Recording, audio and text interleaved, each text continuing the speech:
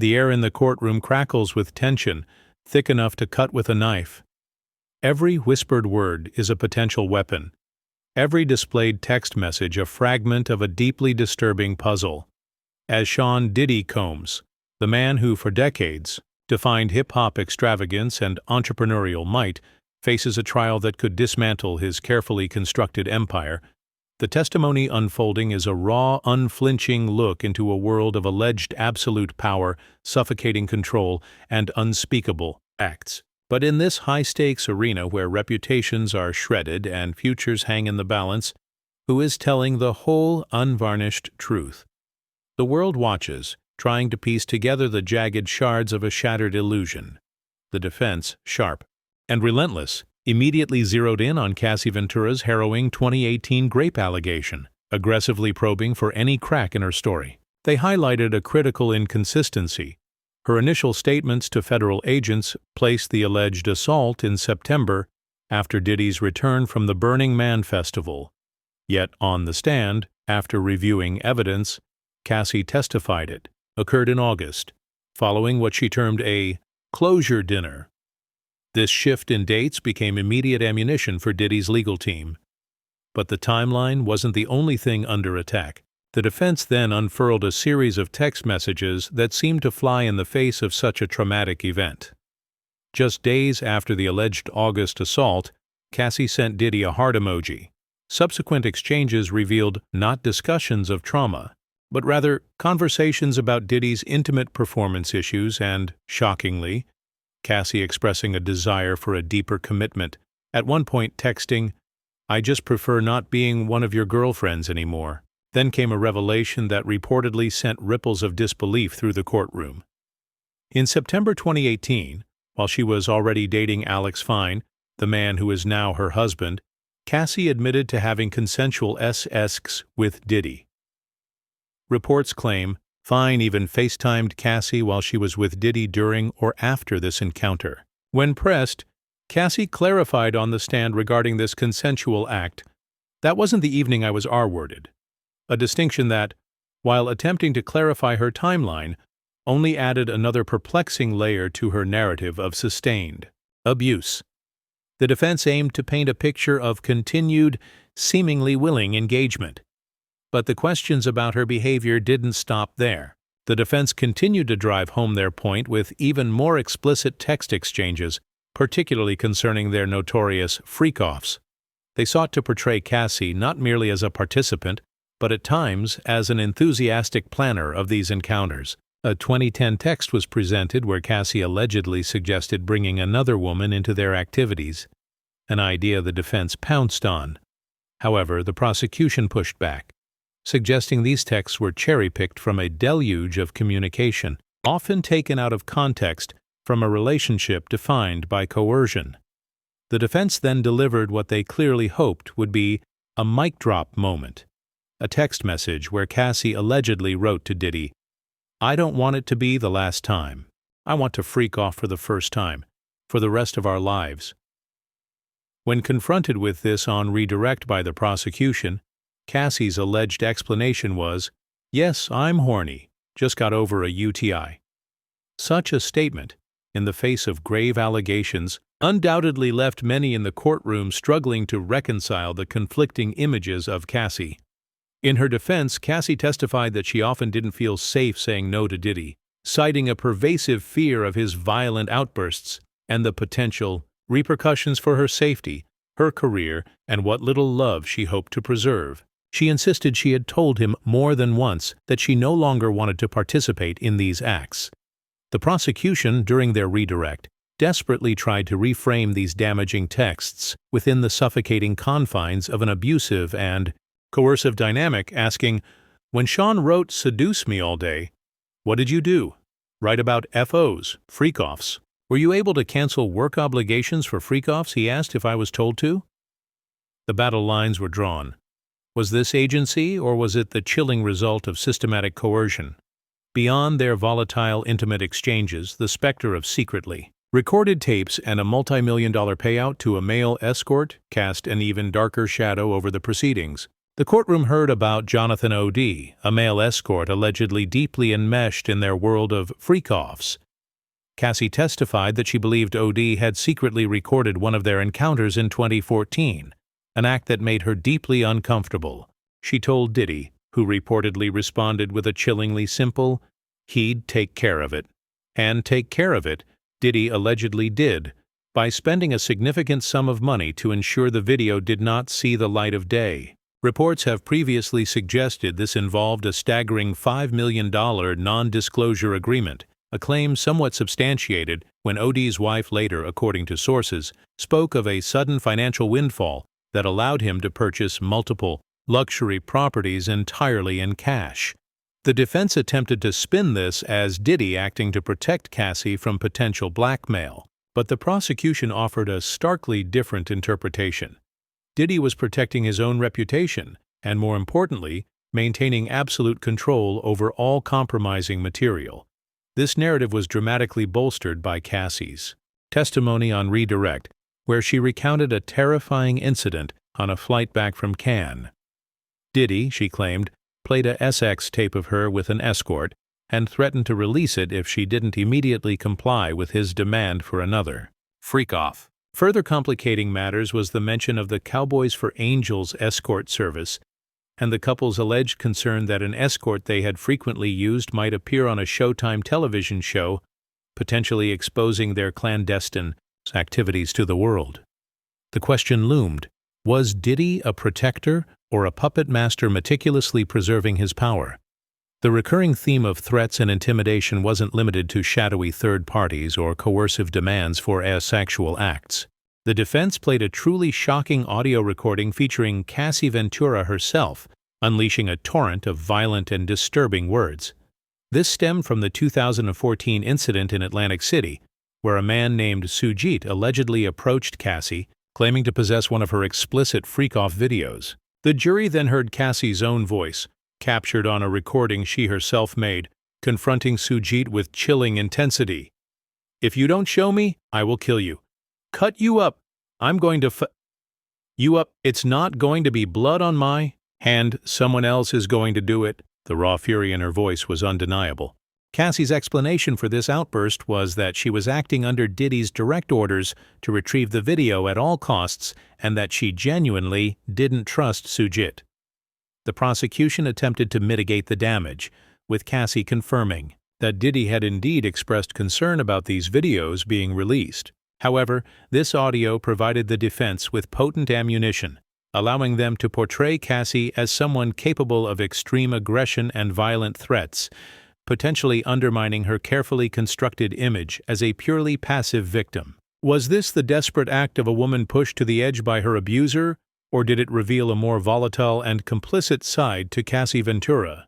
The defense continued their strategy of chipping away at Cassie's victim narrative by delving into her relationships with other high-profile men during her tumultuous decade with Diddy, attempting to paint her as unfaithful and Diddy's often violent reactions as mere jealousy-fueled outbursts.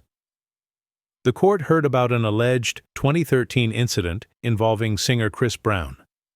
Diddy, suspecting Cassie of dancing too closely with Brown, reportedly snatched her phone and bolted down Wilshire Boulevard, leaving her stranded and frantic. This bizarre episode escalated to the point where Cassie's mother felt compelled to call the LAPD. Another incident involved Diddy's suspicions about Cassie and an unnamed NFL player. Enraged, he allegedly confiscated her phone, her car, her passport, and even her watch. Cassie consistently maintained that during these alleged affairs, she and Diddy were on breaks, asserting, "If I was with anyone else besides him, I don't know if I would call it cheating. We weren't married." The infamous Kid Cudi affair was revisited, a relationship that allegedly provoked Diddy to blow up Cudi's car, yet inexplicably, he and Cassie reconciled afterwards. Through all this, Cassie offered a haunting insight into Diddy's alleged mindset. In his mind, "I had no right to feel the touch of another man or live a life outside of him. I was supposed to sit on a shelf like a doll until he was ready to play with me again." The defense, however, also floated the idea that her prolonged relationship with Diddy was not without its perks, suggesting it granted her invaluable access.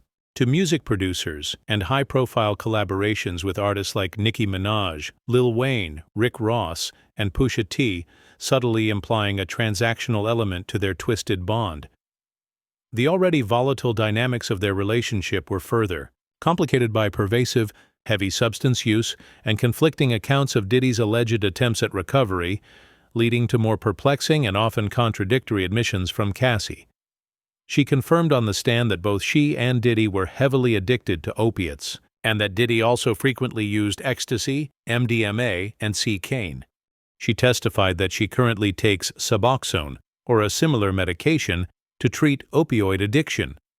The defense presented a video Diddy had sent her, purportedly from a rehab facility in Sedona, Arizona, just 1 month after the now infamous 2016 Intercontinental Hotel assault. In the video, Diddy is seen walking in nature, speaking of growth. However, Cassie quickly dismantled this narrative, stating, "I wouldn't know about any rehab. Sedona has energy vortexes. It wasn't rehab. When I went." She asserted Diddy never truly attended rehab during their time together. Regarding her own journey, Cassie clarified that she attended a treatment program at Willow House in 2023. Not for sexual compulsion, as the defense insidiously suggested, but for severe PTSD, undergoing intensive therapies like EMDR and somatic. Experiencing.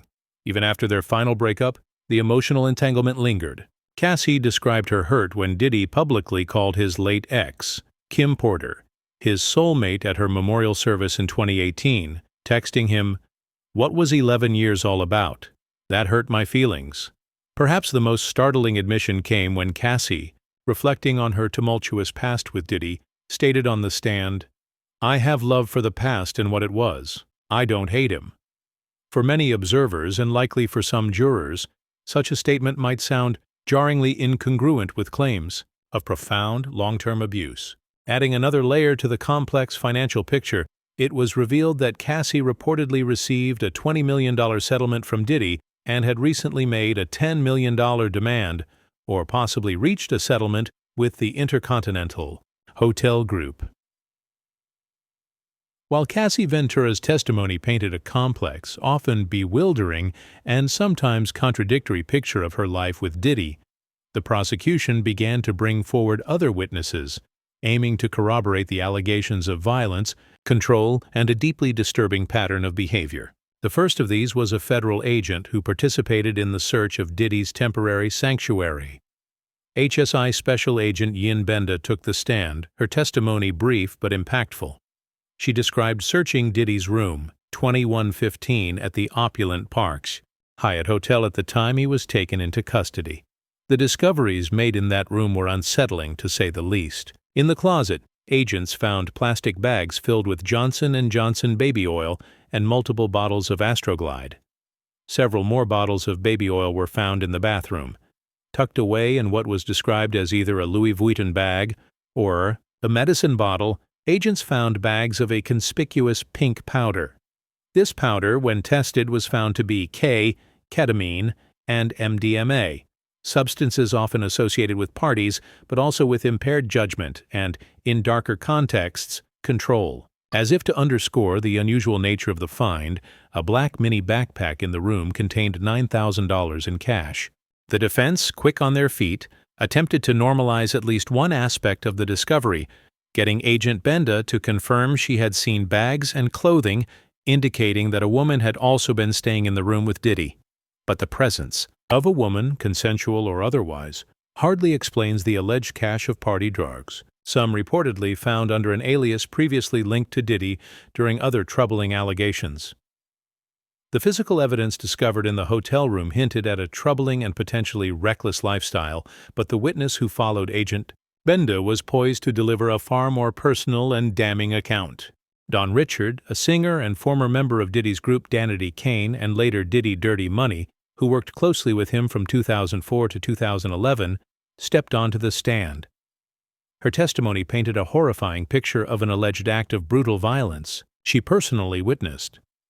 Richard recounted a chilling incident in 2009 at Diddy's lavish Los Angeles home during a recording session. The supposed trigger for Diddy's alleged rage was a mundane question about food. Where the F is my food? According to Richard, Diddy then exploded. She testified that he grabbed a black skillet, laden with eggs, and attempted to strike Cassie over the head with it. Cassie, terrified, dropped to the ground, curling into a fetal position. But the alleged assault didn't end there. Richard stated that Combs then began kicking her in the head and body, then dragged her up to the first floor. The terrifying sounds of breaking glass and enraged yelling filled the air. Richard admitted on the stand, "I was scared for her and for me, too." Yet she did not intervene, nor did she call the police at the time. The true horror, however, allegedly unfolded the next day. Diddy, according to Richard, summoned her and other women who may have been present to his home. He brought them into a recording studio, locked the door, and then attempted to reframe the brutal assault they had witnessed. He told them, Richard testified that what they saw was merely passion and what lovers do. Then came the direct, bone-chilling threat. Combs reportedly warned them that it was in their best interest if we didn't say anything, because he allegedly added, "Where he comes from, people go missing if they talk." Then, in a bizarre and unsettling flourish that speaks to a deeply warped psyche, Diddy then gave them flowers. This shocking account portrays Diddy not just as a domestic abuser, but as a calculating, manipulative figure who allegedly employed tactics straight out of a gangster movie to ensure silence and maintain his iron grip. With testimony swinging wildly from intimate admissions of lingering affection to brutal allegations of physical assault and mafia-like threats, the jury is left to navigate a veritable maelstrom of human drama. The core conflict is stark. Cassie Ventura's complex, often contradictory testimony, which the defense has aggressively framed as that of a willing, sometimes aggressive participant who reaped the benefits of a high-profile relationship, versus the prosecution's narrative of a young woman systematically broken down by years of alleged abuse and coercion. This is further complicated by the stark, visceral allegations of violence from eyewitness Dawn Richard and the objectively damning evidence uncovered during the HSI raid of Diddy's hotel room. The jury faces an immense and unenviable challenge.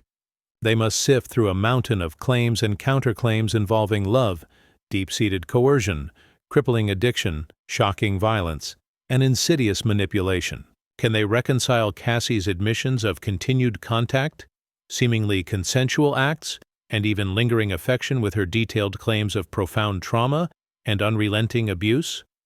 Psychologists and trauma experts might argue that such conflicting behaviors are, in fact, tragically common in victims of prolonged and complex abuse, a symptom of the very trauma bonds that ensnare them. As more evidence unfolds and more witnesses take the stand, one thing has become irrevocably clear. The polished billion-dollar veneer of Sean Combs's carefully cultivated empire has been shattered, revealing a deeply unsettling and alleged reality, regardless of the trial's ultimate outcome.